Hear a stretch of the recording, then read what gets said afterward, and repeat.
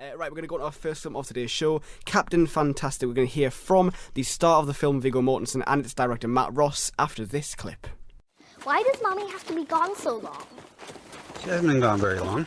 Actually, it's been 3 months, 2 weeks, 6 days, and 11 hours. Mom is very ill. Don't talk to us like we're your inferiors. Bo is right. Mom needs to be in the hospital right now. But you said hospitals are only a great place to go if you're a healthy person and you want to die. You said Americans are undereducated and over-medicated. You said that AMA are avaricious whores only tooling to spread their fat legs for Big Pharma. All of those things are true, but Mom does not have enough of the neurotransmitter serotonin to conduct electrical signals in her brain. Exactly when is Mom coming back? That's what I'm going to go find out.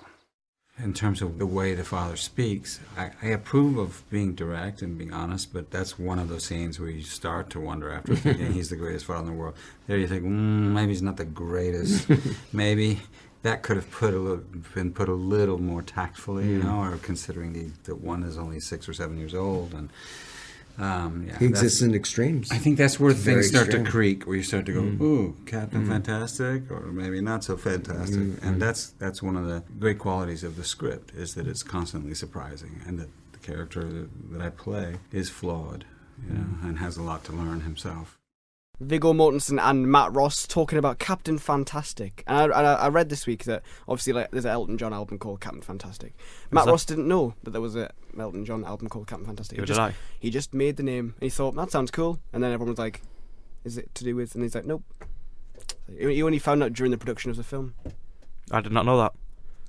Well, there you go. You've learned something new. Right. You learn something new every day. Captain Fantastic. Yes, Captain Fantastic. It's not a superhero film. No, it's not. As much as you might say, so basically don't get confused with that. I didn't say anything. Yeah, I know, but see, some people at the box office might think, that might be... Yeah. I suppose he's a superhero in some sense. Arguably. Not like cape and crusade thing, but... Yeah, that's fair. He's got morals. But, so Matt Ross has been an actor in the past. He's in stuff like 12 Monkeys, which I love, Face Off. Oh, remember him that? Yeah.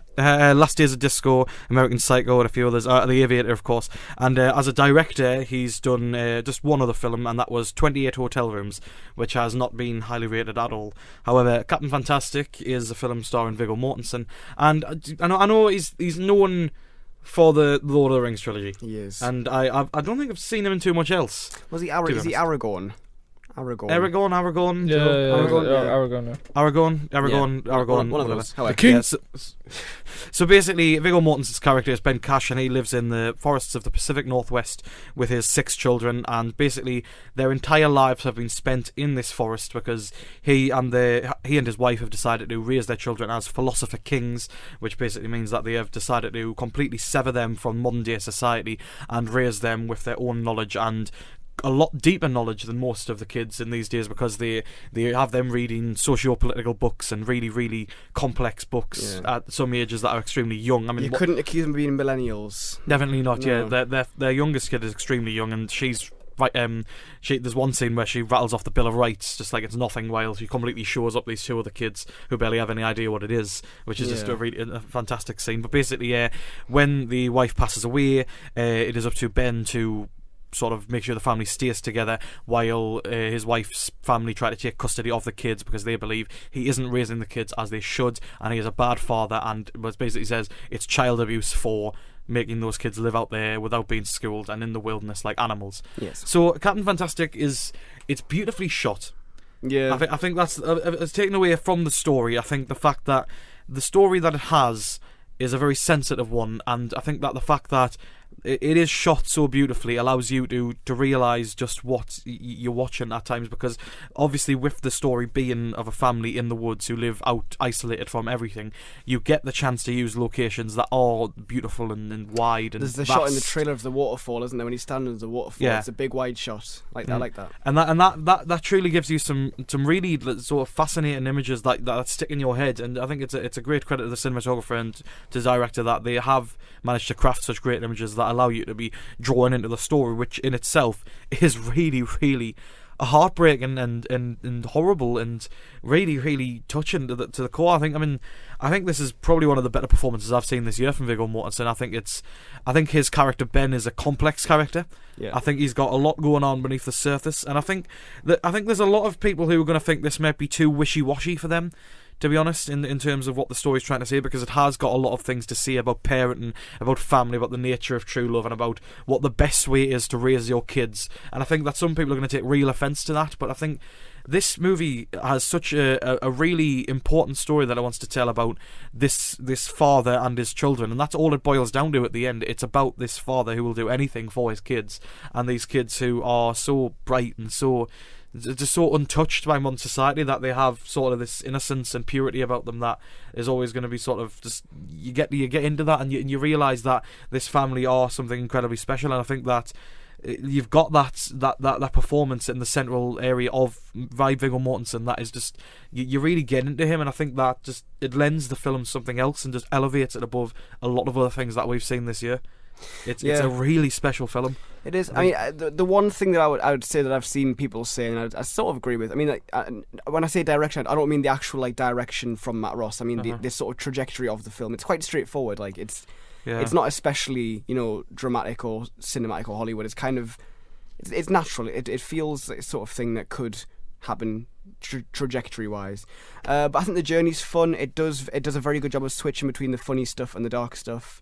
I think that the kids are all very good comic value at times, but they're also very accomplished, especially considering these kids, a lot of them new to cinema, new to acting in real productions and stuff. They do a bloomin' good job, especially the kid George Mackay we saw him in Pride a couple of years ago, and he's done a few things since, and he's going to be a big deal, I think. He was in that miniseries 21/11/63. Oh, that one, yeah, about the Stephen King series about JFK's assassination. I think the biggest strengths of the film are the performances. I think it wouldn't work if it was not with the delicacy. That's kind of what I mean. Yeah.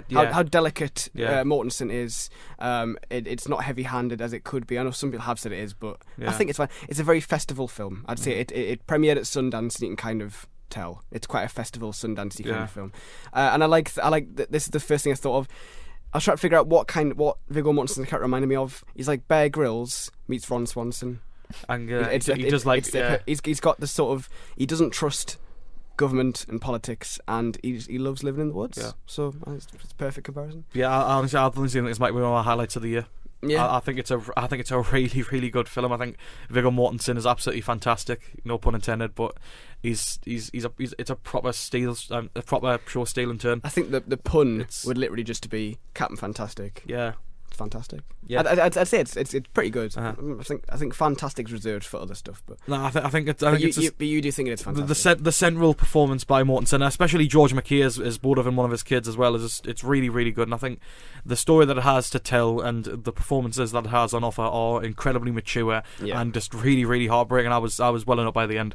There's a particularly good scene when he meets a girl. George Mackay's character, and it kind of escalates quite fast. Well, I'm not going to spoil it. I think it's in the trailer, but I'm not going to spoil the context. All the relations between what the kids understand in the real world, and if it's the right way of parenting, and if that's the wrong way of parenting, and if it's right for a father to have that control over the kids. It's a very, very deep movie. Yes, lots and lots of layers to it. It's been doing very well here in the Northeast. I've seen a lot of tweets from people who have seen it and said they really liked it. So long may it continue. That's Captain Fantastic. It's in cinemas now. It's a recommend from Ryan, I'm guessing. Absolutely. Yeah, definitely get to see it. And I will recommend it as well. Stay tuned. We've got Don't Breathe and Kubo on the 2 strings. And if we've got time, we'll kind of go through some of the other things you might see at the cinema this week. For now, though, this is a song that sort of comes towards the end of Captain Fantastic, and it's really wonderful. This is the cast of the film, including Viggo Mortensen and everybody else, singing Sweet Child of Mine by Guns N' Roses. But it's a bit different. It's a bit more sweet. That's another thing you mentioned before, too. The music in the film is excellent. The scene towards the start of the film where they all have their instruments. I know Kermode said it's kind of like a conversation through music. You can see the beliefs of the children and how they act and how they respond just from that musical scene. I think it's really wonderful.